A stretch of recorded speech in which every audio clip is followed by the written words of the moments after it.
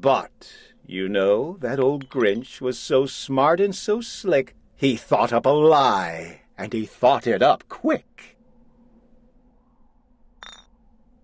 "Why, my sweet little tot," the fake Santa Claus lied, "there's a light on this tree that won't light on one side, so I'm taking it home to my workshop, my dear. I'll fix it up there, then I'll bring it back here." And his fib fooled the child. Then he patted her head, and he got her a drink, and he sent her to bed.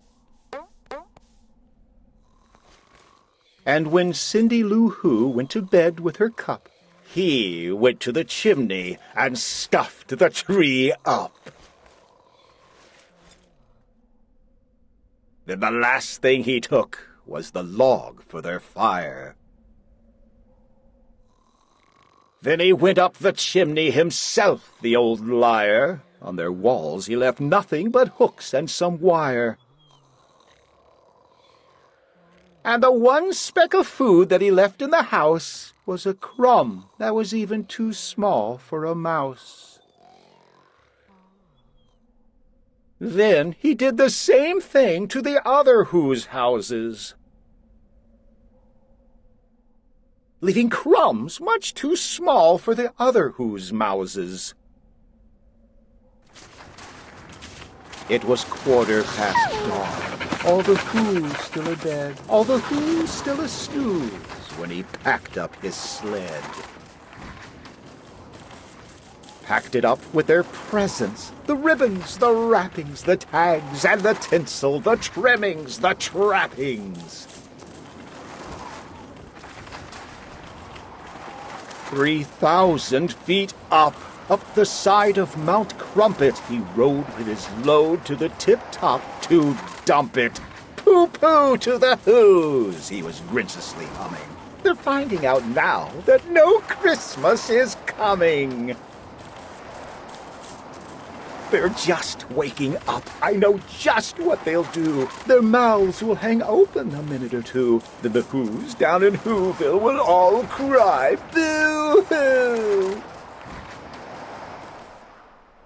"That's a noise," grinned the Grinch, "that I simply must hear." So he paused, and the Grinch put his hand to his ear. And he did hear a sound rising over the snow. It started in low, then it started to grow.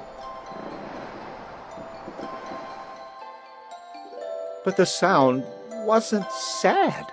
Why, this sound sounded merry. It couldn't be so, but it was merry, very.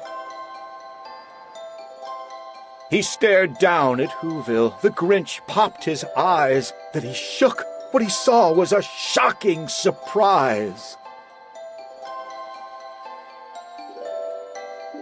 Every Who down in Whoville, the tall and the small, was singing without any presents at all.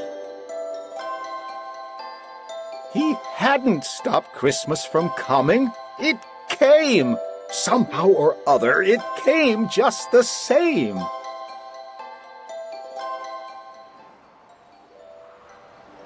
And the Grinch, with his Grinch feet ice cold in the snow, stood puzzling and puzzling. How could it be so? It came without ribbons, it came without tags, it came without packages, boxes, or bags. And he puzzled 3 hours, till his puzzler was sore.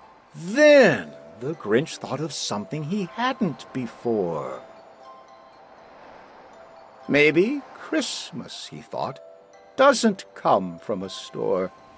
Maybe Christmas, perhaps, means a little bit more.